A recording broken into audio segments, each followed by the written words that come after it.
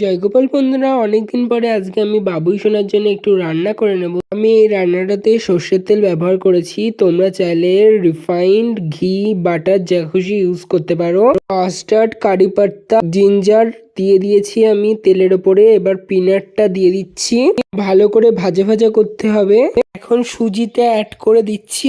সুজিটা golden brown হওয়া পর্যন্ত ভাজতে হবে। তারপর অন্য পাত্রে ট্রান্সফার করে দিচ্ছি। এখন প্যানে আবার একটু সর্ষের তেল গরম করছি। তেলের মধ্যে কিছু সবজি, গাজর আর মটরশুঁটি দিয়ে দিলাম। হালকা ভাজা ভাজা করব। এখন বিনস আর ক্যাপসিকামটা দিয়ে দিচ্ছি। তোমরা এর মধ্যে রেড এবং ইয়েলো ক্যাপসিকামও ব্যবহার করতে পারো, কিন্তু টমেটো দেয়া যাবে না।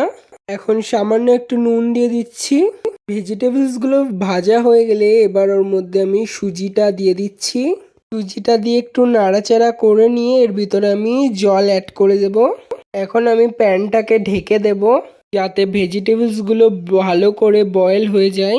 এই দেখো, আমার বাবুই সোনা এখন টিফিনের আশায় বসে আছে, কখন টিফিনটা হবে আর আমি তাকে পরিবেশন করব।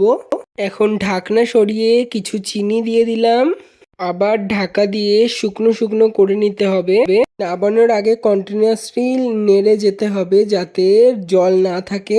এখন আমি বাবুই সোনাকে পরিবেশন করছি। প্রথমেই তুলসী পাতা নিবেদন করছি। এই দেখো, আমি বাবুই সোনাকে প্রসাদটা নিবেদন করে দিয়েছি। এখন ধোয়া বেরোচ্ছে, একটু পরে আরো বসে যাবে।